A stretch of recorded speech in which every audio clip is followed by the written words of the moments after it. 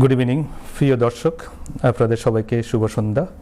আমি ডক্টর দেবব্রত চৌধুরী আপনাদেরকে জানাচ্ছি ডেব শোতে সাদর আমন্ত্রণ। আপনারা এখন দেখছেন স্কাই 780 NTV পর্দাতে। আপনারা যারা এখন আসলেন বা দেখতেছেন, আপনাদের সবাইকে আন্তরিক প্রীতি ও শুভেচ্ছা।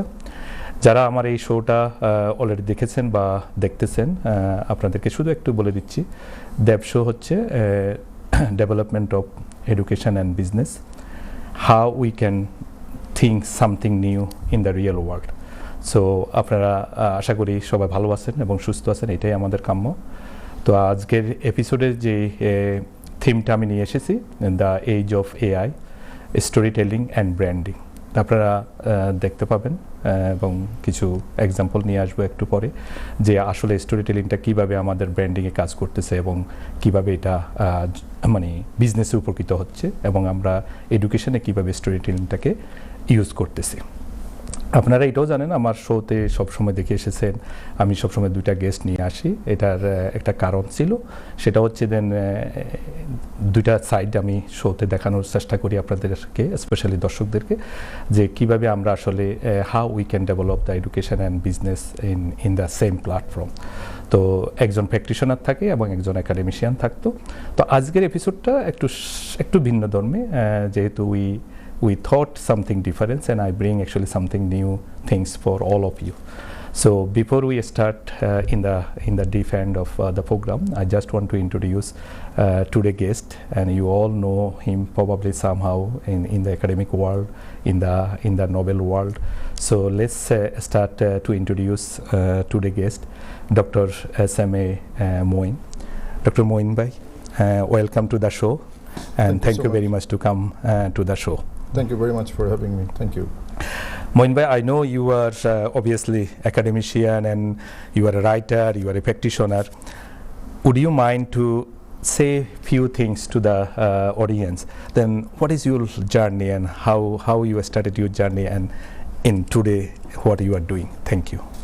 Okay, so thank you very much for the question. That's a very good question. Actually, I started my career in the Navy, to be more precise, Bangladesh Navy. And when I became an officer, I found the meaning in my life. I thought that the purpose or the fulfillment will come if I could die in the battlefield, because we all will have to die at one day. But what about dying in the battlefield? But then after passing about 15 years, I realized that in the context of Bangladesh, that may not be possible. So I decided to test the leadership and other skills that I have learned in the Navy or developed in the Navy into the real world. So I took a voluntary retirement. I did my MBA at Strathclyde University in Glasgow. And after my MBA, I was looking for finding a job. And that was the moment, actually, I really struggled. There were a lot of setbacks and a struggle, and I really struggled a lot to find a job. But there was something inside me that I believed that possibly God has a plan for me, so I never lose my hope. So finally I got a job, and I give my whole, the passion, sweat and blood into the job. I did some consultancy side by side.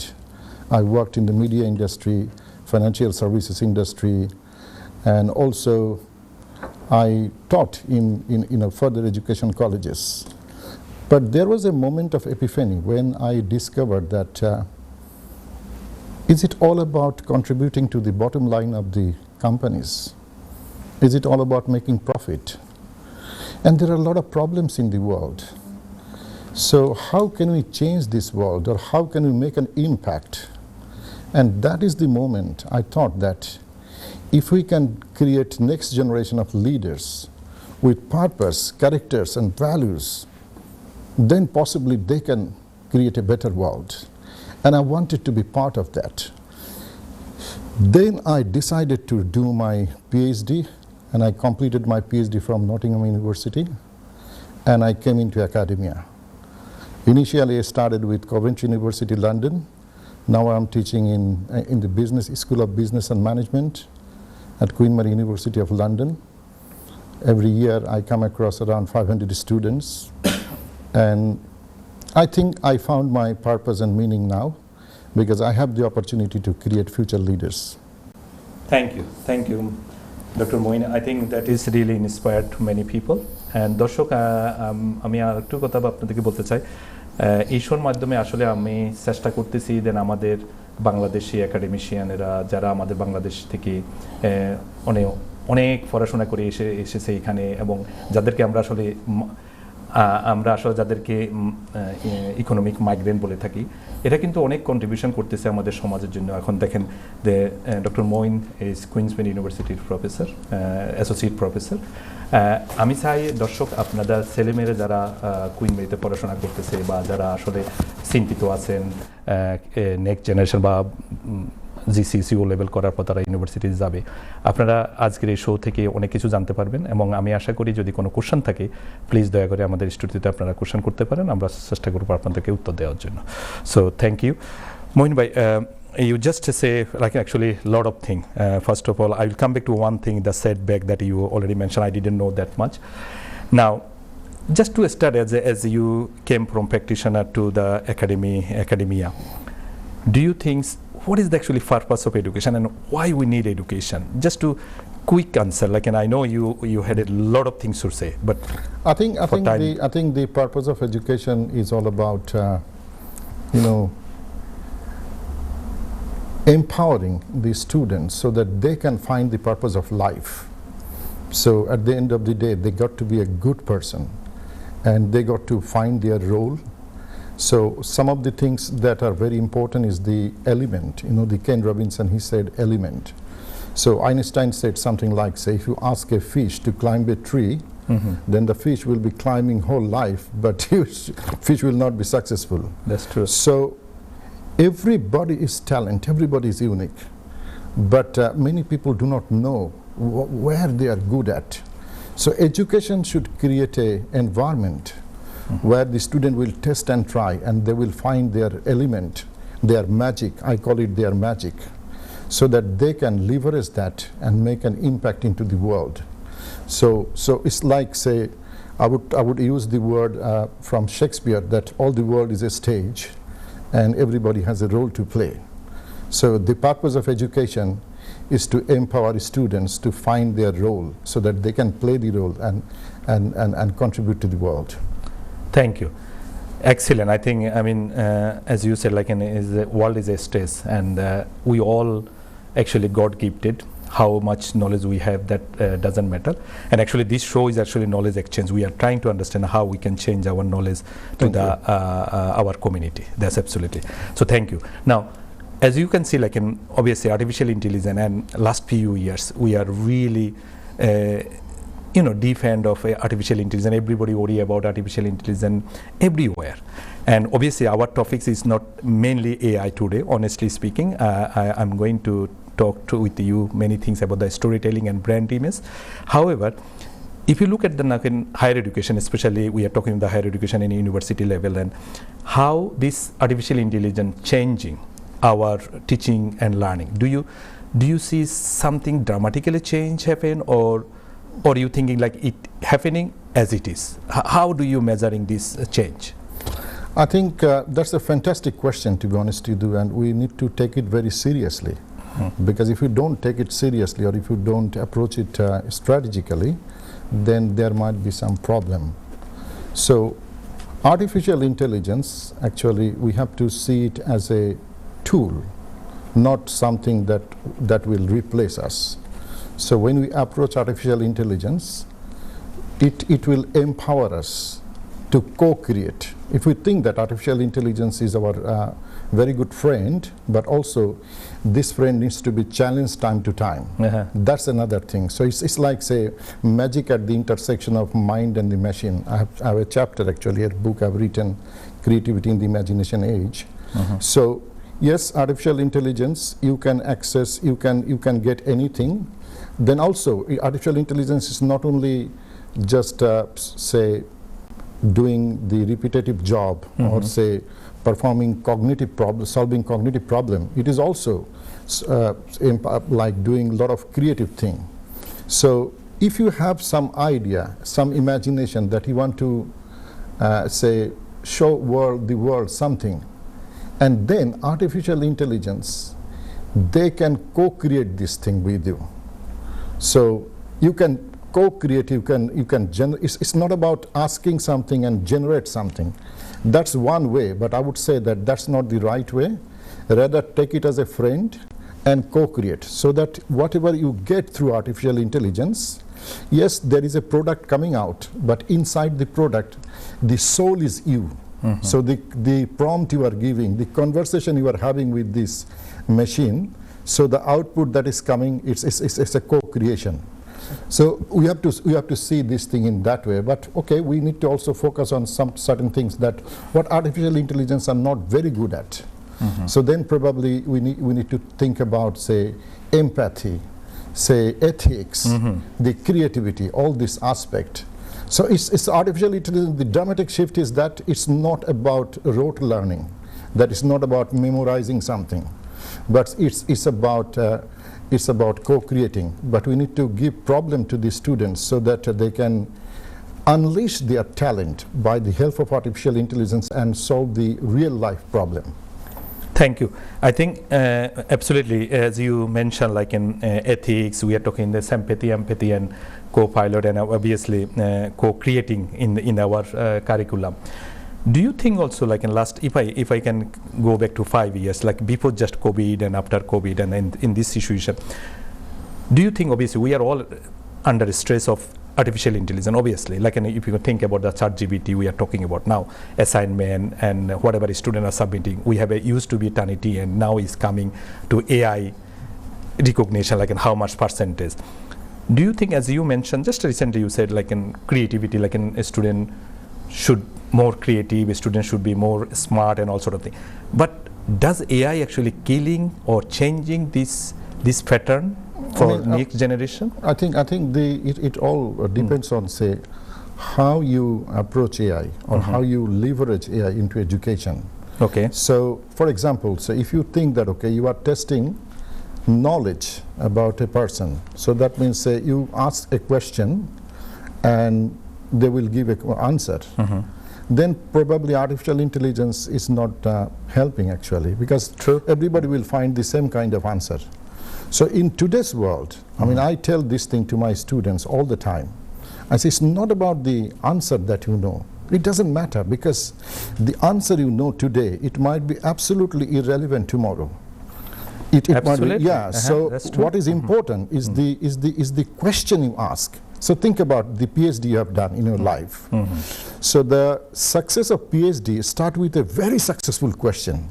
If your question is powerful enough, you get then more, so see what question you are asking and how you are asking artificial intelligence to co-create with you. So I'll give a fantastic example, please, like bringing a story, because I'm very passionate about storytelling. So, you know, Einstein was a professor, so he gave a question to his students, and the exam was there in year 1. So when they were in year 2, and everybody was laughing when Einstein gave the question in the exam hall. Everybody laughing, and Einstein said, "Why you are laughing?"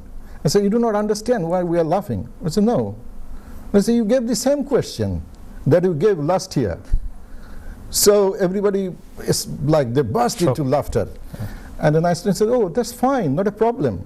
Questions are same, but the answer has changed, because now you are in the year 2, in year 2. Very good. So it's like, it's not about, say, finding the answer, it's about, say, asking the right question. Right question, yeah. There artificial intelligence can do the magic. Thank you. Darshak, did you see, like, if somebody listening, you can see like how actually same thing is the same, but you should be think about the change of pattern, change of time, and this is actually something. Now you actually just told us, or just to tell storytelling. I know you are passionate about storytelling. I know it, and I read you some articles in marketing and branding, and it is something actually you are holding for your career. Could you give us like why storytelling is is so important for education, and like and how storytelling is actually entered to the education, or why we need to tell the story to the class. Okay, so let me just answer this question little bit differently. Then I will come to your question. So first of all, if you ask that why humans are dominating the world, dominate all the species. True. Just think about, say, lions, they are not dominating human, but lions are very powerful. Or maybe think about, say, you or me, if we are descended or we are put into a jungle, then we will die, we will not survive.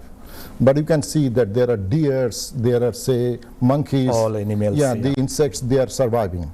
So on an individual level, as Yuval Harari said, that other species and insects, they are far more powerful than us. But we are powerful because we are very good in a collective level. So you can see that this program is taking place here. Many people are involved in this program, but you have coordinated. It will be very difficult for a group of, say, monkeys to coordinate and do a program like that. But also we are very flexible. So why this happen? This happens because human can tell a story. So when they tell a story, they show their current situation, that where we are living now, but also where we can go. And it not only strikes our minds, it also touches our heart. As Aristotle said, that ethos, logos, and pathos. So it has got credibility. So if I say that my mother used to say that, so you can relate with that because you have a mother and she used to say that. So you can relatability, credibility. But their story also you have to give some detail. So people can see logic, that is the logos, but there is also pathos, like emotion. You are giving a meaning or message wrapped in emotion. So that's why storytelling is very powerful for human being to dominate the world. So in the education, one of the challenges we face is that we need to attract the attention of our students. And we need to not only just get the attention, we need to keep on having their attention. Because they are distracted with so many things. Instead of listening to me, they can go to YouTube and listen to a professor from Harvard or MIT. But how can I make sure? So if you deliver your content through a story, so that you can connect with their brain and with their heart, it is more powerful. So there is a research in Princeton University where they have connected the brain of the storyteller and story listeners. And they found that when a message is given through lecture, the brain of the teller and the listener doesn't work in the same way. But when it is given through storytelling, it works in the same way. So both the brains. So there is a kind of a neural dancing. They call it neural ballet. So this is what is the power of storytelling. Excellent. So also you said like a kind of brand recognition. Abra darshok, that when we are a young or আপনারা সবাই অনেকে দেখতেছেন যারা ঘরে বাচ্চা আছে বা আমরা ছোটবেলায় আমরা সব সময় মায়ের কাছে গল্প শুনতাম আসলে স্টোরি অনেকেই স্টোরি শুনতে শুনতে ঘুমায় এবং এই ট্রেন্ডটা কিন্তু এখন অনেকটা কমে গেছে আসলে মানে অনেক সময় আমরা ঠাকুরমার ঝুলি দেখতাম বা দাদার কাছে নানির কাছে কাকার কাছে বিভিন্ন সবার কাছে স্টোরি শুনতাম Moin, as you are actually as an expert of storytelling, I know you you're sitting with them, all the time in your student, in your research. Does it correlate for childhood to in this level? Now we are matured. We are obviously, when you have something you are telling to the student, they can understood. But can you tell us for our audience, especially for audience, how it is important for childhood to see the storytelling and to listen the story or how the brain is actually developed? I think storytelling is still there. So what has happened, first of all, the medium has changed. So when we are young, our say grandfathers, grandmothers, our fathers, mothers, they used to tell a story, but now say in ancient time, people used to tell a story across fire. At night, they were sharing the wisdom that how they survived from the attack of the wild animals. So it was a story of survival. But then there was a story that you are showing a better future, like say Martin Luther King's didn't just say that, okay, I have a fascinating strategy. He came and said that I have a dream. And then he's telling a story about a table where the people will be sitting in the table of brotherhood. There will be no discrimination. It's a better world. So people rallied behind him. So now we are telling a story on social media. And we are creating content using artificial intelligence, using technology. So now a story is not just within this, around the fire. A story is all around. Your story can be connected to somebody other part of the world. You can see that it's more powerful now. So if you have a message, or if you have a compelling story, you can access to anybody. So there was a research by, say, McKinsey, and they said that it took 38 years for, say, radio to access to 50 million people. But it took 13 years for, say, TV to access 50 million people. Internet took 1 year. Facebook Internet took 4 years, Facebook 1 year, and Twitter 9 months. Now X-handled. What does it mean? It means that if you have a compelling story, or if you have a message wrapped in a story, you don't have to come from, say, a special institutions or a special family. You can access to anybody. That is what is the power. So a story, and you said that why it is important. A story is important because in a story, our children or our students, they can see themselves. So they can find their voice. They can find their identity. So finding their voice and identity is very, very important because they are unique. They are not equal. So yeah, I'll leave it there probably. Yeah. Thank you. Thank you. As you just mentioned, actually, I'm sure the Darshok also can say this thing. Do you think, just very quickly before we go for break, do you think the character also important when you are telling the story? Does it actually, as you said, Martin Luther, you said like a table as an example. It's very important because, so your character has to be, say, character should not be likable, but character should be like us. Right. So character should not be like, okay, like a Spider-Man. If you are coming from a different society where a Spider-Man is not the dominant character, character has to be like us. So your story should have character that will resonate with your audience. So it's very, very important actually. So if we can go back to our childhood, like when our mother or grandmother, grandfather telling us a story, that does also the character actually making some brain development. I just want to see, like, and obviously now you are talking Twitter and all those things. Does it actually helping to creativity, more creative? Yeah, because thing is that it's, definitely. It's a very good question you have asked actually. Okay. Sorry to interrupt you. We have to go to break, and no problem. We'll come back to that. We will take a very small break, and then please stay with us, and we will come back very soon, and we'll talk about whatever we're talking about. Hi, প্রিয় দর্শক, আপনাদেরকে আবারও শুভেচ্ছা দেব show থেকে। আপনারা যারা এখন টিভির সামনে আসলে, আমি জানি এখন মানে ঘরের বাইরে খুবই ভালো একটা ওয়েদার। তো যারা এখন পর্দার সামনে আসলেন বা টিভির সামনে বসছেন, স্কাই 780-তে আসছেন, আপনাদের সবাইকে আবার শুভেচ্ছা।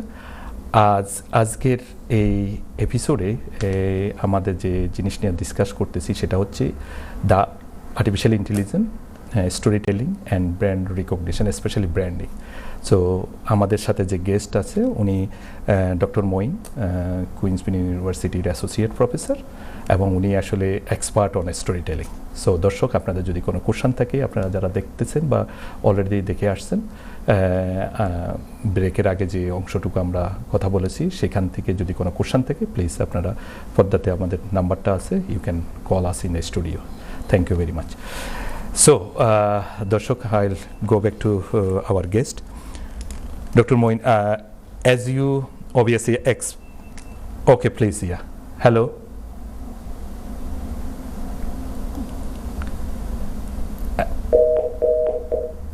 Hello, I think we lost the caller. Okay, probably maybe he will come back.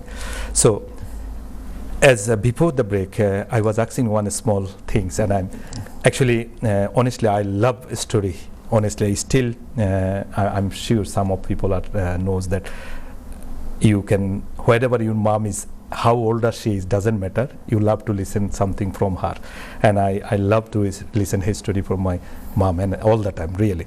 So the question I was actually trying to understand, and obviously for our audience, in the childhood we tell this story, and I actually have a really passion about to telling a story for my children as well.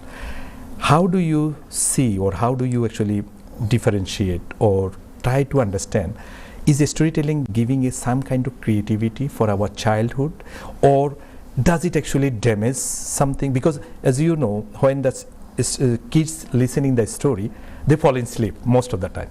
So it is, how does it work, and how you are negotiating in the current situation to telling a student to a story and brand imaging, you know, bring the new things to the you know, in front of the student or in the table. Can you just elaborate this to the audience, please? Okay, so that's a very good question, actually. So, I mean, initially we were saying before the break that how is storytelling unleash creativity? So, yeah, definitely storytelling. I mean, storytelling is another kind of word of storytelling, or another way you can tell storytelling is the narrative art. So, it's an art, but narrative art. So, it unleashes creativity. How? Because if you think, say, critically, or say, if you think very realistically, you are in the real world, where you cannot do many things. You think, okay, what is, what you are seeing? But when you tell a story, you bring us into the fictional reality, where there is fiction and reality. So we move from what is to what if, or what could be.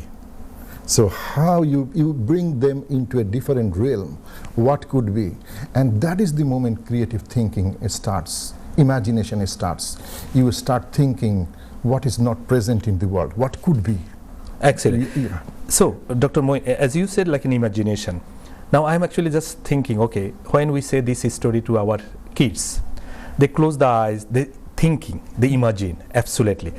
Now I want to be correlated this. So when you are telling to a student to brand, or you trying to sell the product or developing something like in Twitter, Instagram, whatever it's people are now saying, how these are coming to imagination? Why students need to be more in imagination at the moment, or more creative to tell a story? Does it actually need to be more creative in that way, or? I mean, thing is that, I mean, through a story, you are giving them different, many worlds. They're living in a world which is the real world, but they can create thousands and millions of words in their brain through a story. So that is the way. So you foster the divergent thinking. Divergent thinking. So from divergent thinking, then you come to convergent thinking, and that's the way actually innovation happens. You understand? Excellent. Yes. Yeah. So divergent and convergent, as you mentioned, does it actually mindset? It's like, so now we are talking about the artificial intelligence. If you come back to the discussion that we are talking about how artificial intelligence is actually destroyer or maker. So how much you are thinking in the current environment, artificial intelligence actually, obviously, we cannot stop anyway. It is like an ongoing process. It's like a Google. Google, yes. Yes, it is like a Google in 2025. Exactly. So how you can see that artificial intelligence actually making something for us or our next generation? What message you want to elaborate in particularly next generation? So artificial intelligence, like say, make your job very easy. So you can focus on something you are very, very passionate about. So maybe, so for example, you are a researcher, and you are trying to find out articles, and then say you found out 200 articles, and it takes time for you to read 200 articles, for example. But then you can go to ChatGPT and you can ask them to give some summary or something like that.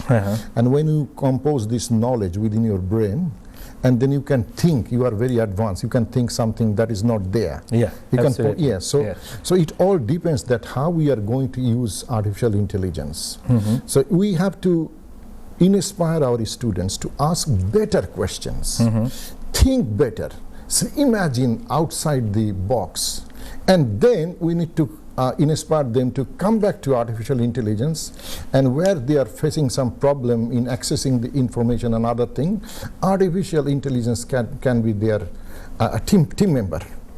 Okay. So you have to team up with artificial intelligence. There are many as you tools. mentioned, like a co-creator. Yeah, there are many tools. For example, so if you say give a poem to some tools, and that can be expressed into a art, then you can see this art, take this art, print art, and then you can show this art to your students in the class, and you can ask everybody that what comes to your mind. And you will see that the art was created by one poem, but now people are telling different kind of poems. You understand that? Absolutely. This is the way creativity emerges. So it is the art of using artificial intelligence. Excellent. So in that case, like as an educator, we are all in a higher education, and I'm not talking about like further education or something, but in terms of this higher education, what kind of mindset you are looking for in the future for educator, like how they can balance between the AI and their own dignity? Do you think we are going to lose something, or do you think still we are in the right direction? No, I mean, obviously with artificial intelligence we are not losing anything. Okay. But what we have to be very careful about is that how we are actually testing our student and how we are actually demanding the way our student actually use artificial intelligence. So for example, maybe if you ask your student to write an essay drawing on some say secondary research, that is say that might be one thing. Then obviously they might take artificial intelligence, take a lot of angles and prepare essay very easily.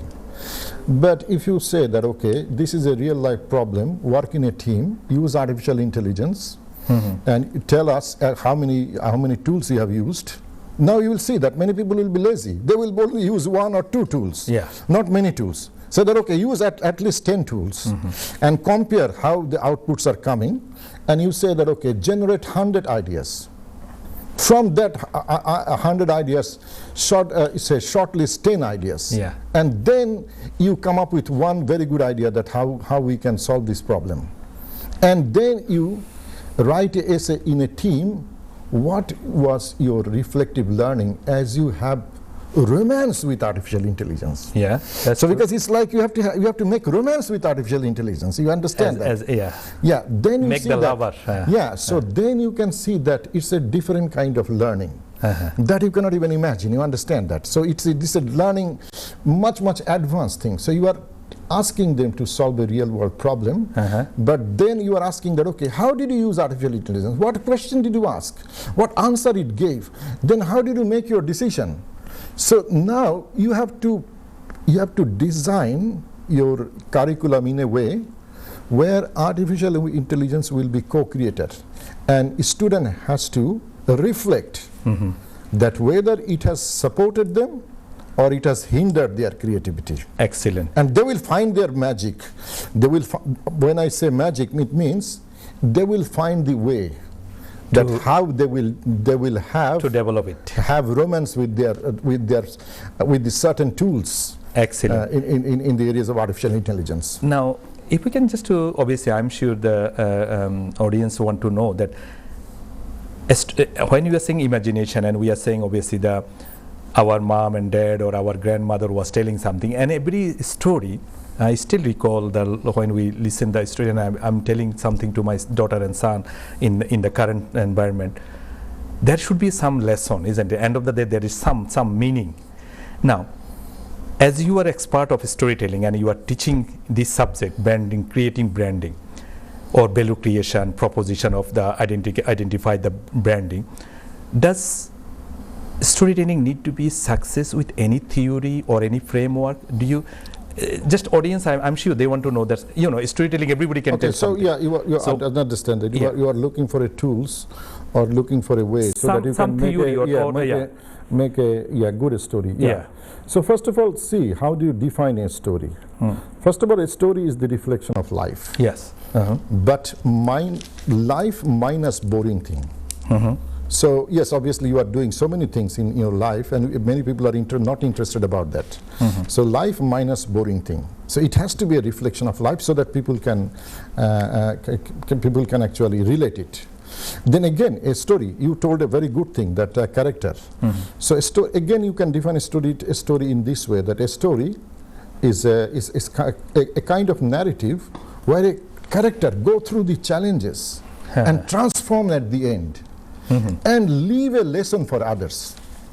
So character has to go through challenges. Yeah, that's true. And then as they go through challenges, they have setback, they have come back, and they face antagonist. Character is a protagonist. They keep on discovering their object of desire, and they make a strategic decision. When they get setback, they develop some insight, use the insight. Finally, they win. So their life is transformed. But this journey leaves a message. That message is very, very important, you just said.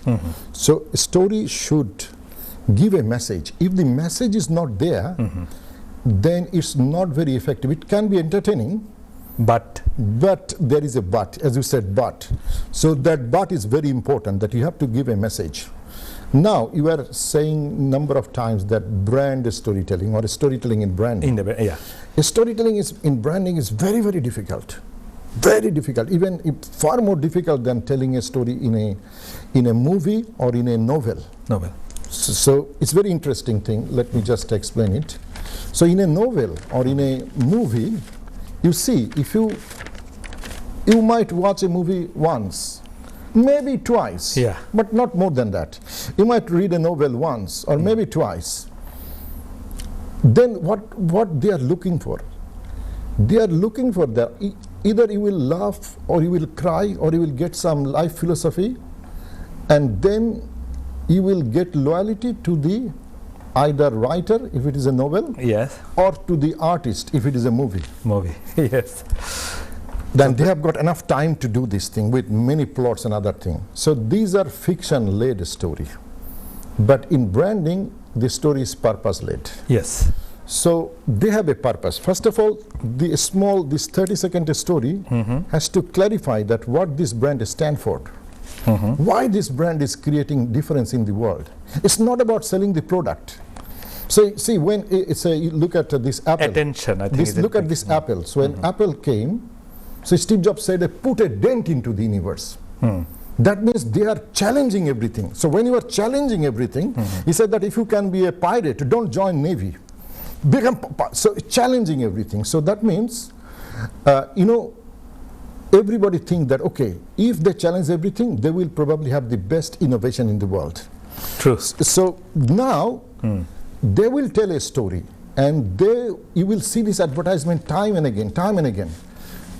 They don't want to just get loyalty with the artists they perform in the advertisement, but they want you to experience brand and engage with the brand. Maybe you write something on social media, you create a tribe, you create a brand community, you purchase the product, you display the product. So this brand engagement is very, very important. So that's why brand, when they tell a story, their customer become the protagonist. Excellent. Now, just for curiosity of your work that I already know, and I want to little bit talk about the things that you did for the community, especially for the, as you mentioned, the novel.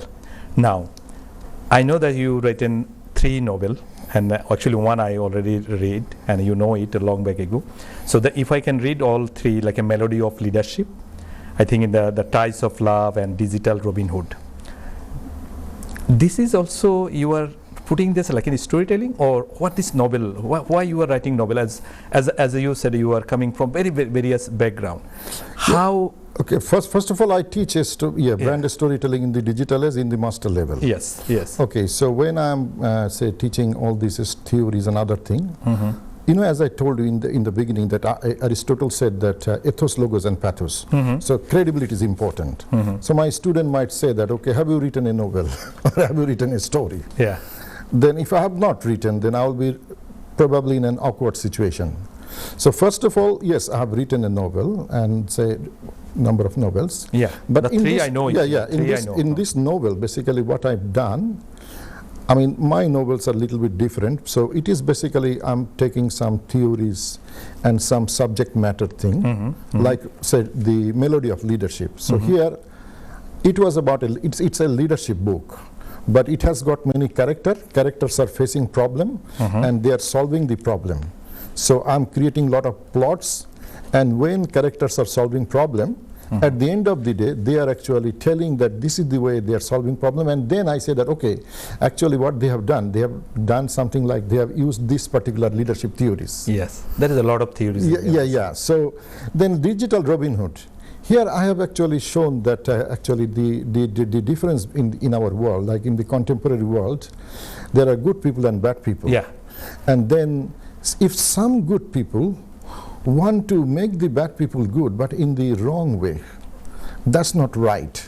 So here I have actually shown that this professor, main character, so he was going through the challenges, but he was actually standing for some group of people who were kind of losers, and I mean they don't have anything, but he was trying to fix this problem in the Robin Hood style, which was not right. So it's a courtroom drama. And so, but at the end of the day, he understood that actually that's not the right way to do that. Because if I want to fix a wrong, I cannot fix the wrong in the wrong way. Absolutely. So there was a message there. Yeah. Excellent. So every, like say. So all novel there is some message. Yeah, there is a message. So the audience, I think that if you can. If you want to read his novel, and it is in the Amazon, and all can find from there. So please read it, and it's very important. I read the Digital Robin Hood. It's very interesting books. Now we have a very short time on we are near the end of the program. You as a Queen Mary's University, obviously, I'm sure it probably 800-900 years old university, and also the philosophically, I think this university start for medical science and sort of thing. Because of the audience are in the, many students in the London base, they are really dream university in the Queen's Mary. Could you just a little bit tell about that? Why it is still in the top end, or okay, so first doing great job for the society? How should the parents should know about Queen's Mary? Just a quick few words. Okay, so Queen Mary, first of all, it is a very different university because of its mission and the purpose. So it started 900 years ago. The first number of institutions merged together and become Queen Mary at some point. So first institution was a medical college. The mission was to give service, medical service to the underprivileged people in East London. So serving underprivileged people, and it's still the same mission Queen Mary living after 900 years. So we are one of the best universities in the world for social mobility. Excellent. Many of our students coming from all walks of life, and they are coming from challenging background, and I do everything we can do so that they can find their dream. Excellent. So in this case, if Doshok if they are any children or if parents want to communicate with you, what message and can you help them if anybody want to know anything in future? How often to them? Please? I mean, they can definitely email reach me. out to you. Yeah, email me. So you can have my profile, and my email address is there. Excellent. Dr. SMA Moin. And if you email me, definitely I will come back, and we can even. I will be very delighted to talk, because I think as an academic, having an opportunity to help somebody, it gives me fulfillment. Excellent. That's the viewer actually. I try to bring that really some academician and practitioner all the time. The reason actually this show is to connectivity between our generation and the society. So we want to see, like, if your children or if you have any question, please, Dr. Moin is open to answer the question, or you can send him email and so on. Dr. Moin, the very last couple of questions, very quick. One is, you said the drawback. I remember I told you the beginning. I want to ask you a question. How you inspire yourself, and as you said, like, if you have a sad time, setbacks, yeah. How you can actually inspire yourself, because the young generation may know that your success, your failure, then you inspired. How does it happen? So storytelling is like, say, it has a character face challenges, and the character overcome the challenges. This is the storytelling theory. So when I get the setback and I have facing problem, I cannot achieve what I want to achieve. I think that this is the means for me to be transformed. This is an opportunity for me to grow. So that I believe, first of all. Secondly, I believe that definitely God has a purpose for me. And as I'm going through the challenges, God is making me, better, so through overcoming challenges. But as you know that I was from the Navy as well. Yeah. And the poem, this is also very close to my heart. And when I face some challenges, I read one poem that I always carry. Maybe I will just read out. Quick one. Yeah, two, 3 lines actually. So this is a poem, Carry On, from Robert Williams Service. So it says that it's easy to fight when everything is right, and you are mad with the thrill and the glory. It is easy to cheer when victory is near, and wallow in the field that are gory. It's a different song when everything is wrong, when you are feeling infernally mortal, when it is 10 against 1 and hope there is none. Buck up, little soldier, buck up. Thank you, Moin bhai. And really excellent poem, novel. You did a lot of things. Darshok, we are at end of the program, obviously. Thank you for everyone, and especially I want to give a big thanks to NTV, and big thanks to our guest, Dr. S.M.A. Moin, and who is the really a storyteller. And I hope that you enjoy the program, and I hope to see you again in our next episode in months.